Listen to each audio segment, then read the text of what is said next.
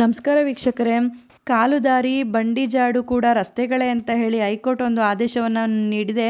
ಏನು ಈ ವಿಚಾರ ಅಂತ ತಿಳಿಯೋದಾದರೆ, ತುಮಕೂರು ಜಿಲ್ಲೆಯ ಗುಬ್ಬಿ ತಾಲೂಕಿನ ಕೃಷಿ ಉತ್ಪನ್ನ ಮಾರುಕಟ್ಟೆ ಸಮಿತಿ ಅಂದರೆ APMC ಸಲ್ಲಿಸಿದ ಅರ್ಜಿ ವಿಚಾರಣೆ ನಡೆಸಿದ ನ್ಯಾಯಮೂರ್ತಿಯಾದಂಥ ಸೂರಜ್ ಗೋವಿಂದರಾಜು ಅವರಿದ್ದ ಏಕಸದಸ್ಯ ಪೀಠ ಈ ಕುರಿತಂತೆ ಒಂದು ಆದೇಶವನ್ನು ಮಾಡಿದೆ. ಕರ್ನಾಟಕ ಭೂ ಕಂದಾಯ ಕಾಯ್ದೆ 1964ರ ಕಲಂ 67ರ ಪ್ರಕಾರ ಎಲ್ಲ ಸಾರ್ವಜನಿಕ ರಸ್ತೆಗಳು, ಬೀದಿಗಳು, ಓಣಿಗಳು, ಪಥಗಳು, ಸೇತುವೆಗಳು, ಕಂದಕಗಳು, ತಡೆಗೋಡೆಗಳು ಮತ್ತು ಬೇಲಿಗಳು ಸರ್ಕಾರಕ್ಕೆ ಸೇರಿವೆ ಎಂದು ಸೂಚಿಸುತ್ತದೆ.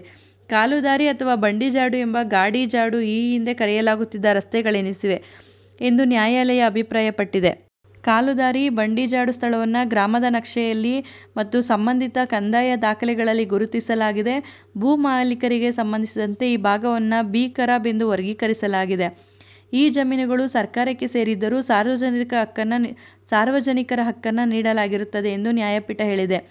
1999-2000 ಅವಧಿಯಲ್ಲಿ ಅರ್ಜಿದಾರ APMC ತನ್ನ ಅನುಕೂಲಕ್ಕಾಗಿ ಕೆಲವು ಜಮೀನುಗಳನ್ನು ಸ್ವಾಧೀನಪಡಿಸಿಕೊಂಡು ಉಪಮಾರುಕಟ್ಟೆಗಾಗಿ ಬಡಾವಣೆ ರಚಿಸಿ ಕಟ್ಟಡಗಳನ್ನು ನಿರ್ಮಿಸಿದ ಬಳಿಕ ಅವರಿಗೆ ವಹಿವಾಟು ನಡೆಸಲು ನಿವೇಶನ ಹಂಚಿಕೆ ಮಾಡಿತ್ತು. ಕಾಲುದಾರಿಯನ್ನು ಮುಚ್ಚಿರುವ ಸಂಬಂಧ ಸ್ಥಳೀಯ ತಹಶೀಲ್ದಾರ್ APMCಗೆ ನೋಟಿಸ್ ಜಾರಿ ಮಾಡಿದ್ದರು. ಇದಕ್ಕೆ ಪ್ರತಿಕ್ರಿಯಿಸಿದ್ದ APMC, ಅರ್ಜಿಗೆ ಸಂಬಂಧಿಸಿದ ಭೂಮಿಯನ್ನು ಸ್ವಾಧೀನಪಡಿಸಿಕೊಂಡು ಹಂಚಿಕೆ ಮಾಡಲಾಗಿದೆ. ಇಡೀ ಆಸ್ತಿ APMCಗೆ ಸೇರಿದೆ. ಈ ಜಮೀನಿನಲ್ಲಿ ಯಾವುದೇ ಕಾಲುದಾರಿ ಇಲ್ಲ ಎಂದು ಉತ್ತರಿಸಿತ್ತು. ಈ ಅಂಶಗಳನ್ನು ಉಲ್ಲೇಖಿಸಿದ ಹೈಕೋರ್ಟ್ ಮೆಟ್ಟಿಲೇರಿತ್ತು.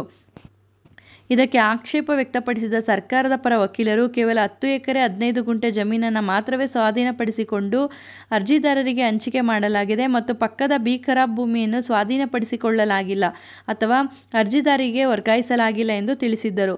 ಕರ್ನಾಟಕ ಭೂ ಕಂದಾಯ ಕಾಯ್ದೆಯ ಕಲಂ 68ರ ಪ್ರಕಾರ ಬಿ ಖರಾಬ್ನಲ್ಲಿ ಸಾರ್ವಜನಿಕ ಹಕ್ಕನ್ನು ಕಸಿದುಕೊಳ್ಳಲಾಗಿಲ್ಲ. ಈ ಸ್ಥಳದ ಮತ್ತು ಸುತ್ತಮುತ್ತಲಿನ ಎಲ್ಲ ಗ್ರಾಮಸ್ಥರು ಅಥವಾ ಸಾರ್ವಜನಿಕರು ಕಾಲುದಾರಿ ಬಳಸಲು ಅರ್ಹರಾಗಿರುತ್ತಾರೆ. ಹಾಗಾಗಿ ಅರ್ಜಿದಾರರು ಈ ಭೂಮಿಯನ್ನು ಮೀಸಲಿಡಬೇಕಾಗಿತ್ತು ಮತ್ತು ಅದನ್ನು ಮಾರುಕಟ್ಟೆ ಪ್ರಾಂಗಣದ ಉದ್ದೇಶಕ್ಕಾಗಿ ಬಳಸಬಾರದು ಅಂತೇಳಿ ನ್ಯಾಯಪೀಠಕ್ಕೆ ವಿವರಿಸಿದ್ರು. ಈ ವಿಚಾರಗಳನ್ನು ತಿಳಿದಂಥ ಹೈಕೋರ್ಟ್ ಬಿ ಖರಾಬ್ನಲ್ಲಿ ಮೀಸಲಿಟ್ಟಿರುವಂಥ ಸಾರ್ವಜನಿಕರ ಹಕ್ಕನ್ನು ಹೊಂದಿರೋ ಭೂಮಿಯನ್ನು ಯಾವುದೇ ಕಾರಣಕ್ಕೂ ರದ್ದುಪಡಿಸಲಾಗುವುದಿಲ್ಲ ಅಂತ ಹೇಳಿ ಒಂದು ಆದೇಶವನ್ನು ಮಾಡಿದೆ. ಈ ಒಂದು ಮಾಹಿತಿ ಉಪಯುಕ್ತವಾಗಿದೆ ಅಂತ ಭಾವಿಸ್ತೀನಿ. ಮತ್ತಷ್ಟು ಮಾಹಿತಿಗಾಗಿ ನಮ್ಮ ಚಾನಲನ್ನು ಲೈಕ್ ಮಾಡಿ, ಮತ್ತೊಬ್ಬರಿಗೆ ಈ ವಿಚಾರ ಉಪಯುಕ್ತ ಆಗುತ್ತೆ ಅನಿಸಿದ್ರೆ ಶೇರ್ ಮಾಡಿ. ಹೊಸದಾಗಿ ನೋಡ್ತಾ ಇರೋರು ಸಬ್ಸ್ಕ್ರೈಬ್ ಮಾಡಿಕೊಂಡು ನೋಡಿ. ಕಾನೂನಿನ ಜ್ಞಾನ ಪ್ರತಿಯೊಬ್ಬರಿಗೂ ಉಪಯುಕ್ತ ಆಗುವಂಥದ್ದು. ಬಿಡುವಿನ ಸಮಯದಲ್ಲಿ ಇಂಥ ಉಪಯುಕ್ತ ಮಾಹಿತಿಗಳನ್ನ ತಿಳ್ಕೊಳ್ಳೋದು ಪ್ರತಿಯೊಬ್ಬರಿಗೂ ಉಪಯುಕ್ತ ಆಗುತ್ತೆ ಅಂತ ಹೇಳಿ ಭಾವಿಸ್ತೀನಿ. ಧನ್ಯವಾದಗಳು.